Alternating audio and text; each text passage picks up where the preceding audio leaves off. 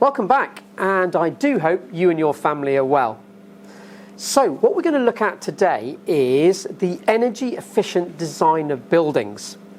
So I hope you know a little bit more now about how heat transfers, about conduction, convection and radiation. But what I want to look at is how can we design a building to minimise the heat losses from it due to conduction, convection and radiation.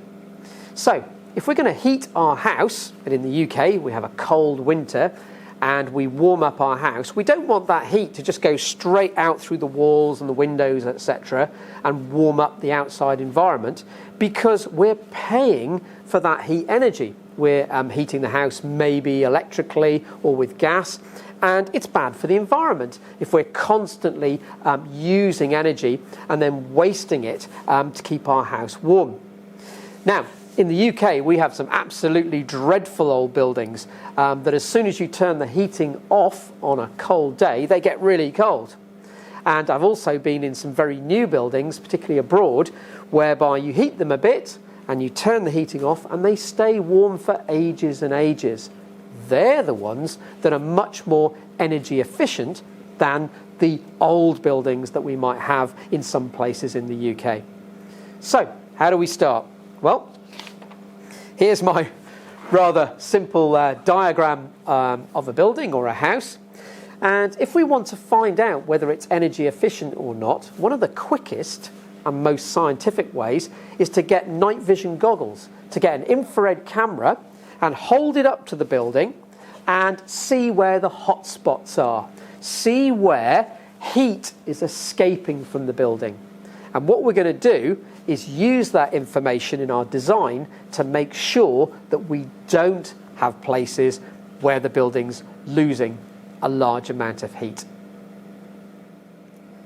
So there are some particular design features of buildings that you need to know to make them more energy efficient in terms of keeping heat inside the building. So one of the first things we do now when we build buildings is we don't build them with a single wall. We actually build them with 2 layers of brick, and I'm going to show you a photograph of that a little bit later on. So I'll add to my diagram just to give you an idea that when this house was built, it should have been built with 2 brick courses. So an outer layer of bricks and then inside another wall made out of brick. So we've immediately thickened the material. We're using a material that's a bad conductor of heat, and that will help keep more heat in the building. Now, quite a few older buildings were built like that. They were built with these cavity walls. But of course, heat could still escape from the walls. So what they do now on modern buildings is they put in a material like polystyrene or a kind of foam that goes in the gaps between the 2 brick courses, and that's a really bad conductor of heat. On older buildings, if you look down right at the bottom, and you can see this in places, certainly in Wellington here, there are little holes drilled into the side. And what they've done there is they've drilled a hole into the first outer brick course and they've pumped in a kind of foam. They've added this cavity wall insulation at a later stage. And that will make a huge difference to the thermal efficiency of the house. Now, if any of you have been up in the loft space in your house and come across that horrible fiberglassy sort of yellow matting stuff, that's really good at trapping heat. It's a really bad conductor of heat, and it'll stop convection as well. So, loft insulation. And in fact, my house, when they checked its energy efficiency, something they have to do when you buy a new house or you sell a house and then sell it on to someone else, they said that I hadn't got enough insulation in the loft and maybe should have put another layer in to make sure that it was even more efficient. Some houses actually put insulation under the tiles and slates of the roof, so that's going to keep the heat in. Now, one of the changes that we see a lot of, and it's happened in my laboratory here, is that we had single glass windows. We had single glazed windows, and the heat could get through those quite easily. So a lot of houses have the windows taken out, as we did here, and we had them replaced with double glazing, 2 layers of glass. So there was kind of another layer of glass on top of the one that you see. It also traps the sound very well, so it makes the house not only warmer, but it also makes the house much more quiet. On very old buildings, you're not actually allowed to take the windows out. So instead of taking out the glass and putting in a double glazed unit, what you do is you have the original window and you put a secondary piece of glazing behind that. The planning regulations allow you to do that. So we've got double glazing now. It's a really good idea if you've got bare poured concrete floors, which are going to feel very cold and let the heat through them, to put carpet down. And you'll do that on the first floor as well. Okay, so that also will make sure that heat doesn't go from the air through the floor and out of the building. And then there's one other thing. I'm sure you might have been sitting on the floor or playing on the floor and felt a draft. And those drafts always seem to rush in from underneath the door, and it's always cold air. And that's because there's a gap between the bottom of the door and the frame, and also all the way around the door. So it's a really good idea there to fit some sort of rubber seals. You'll see them around windows as well.